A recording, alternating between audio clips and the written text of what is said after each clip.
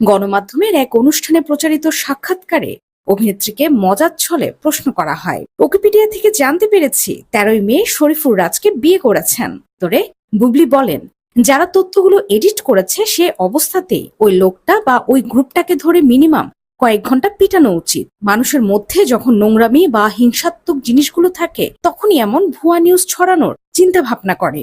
আমার মনে হয় এগুলো যারা বোঝার তারা খুব ভালোভাবেই বোঝে।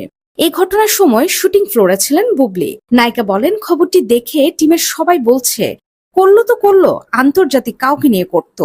উপস্থাপকের প্রশ্ন, তাহলে কাকে চাইতেন? বুবলির জবাব, বারাক ওবামাকে দিতে পারত। বিষয়টি নিয়ে কথা বলতেও খুব আজব লাগে।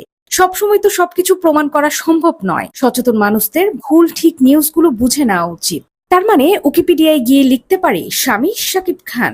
উত্তরে বুবলি বলেন, এটাই তো ছিল, পরিবর্তন করলো কে? যে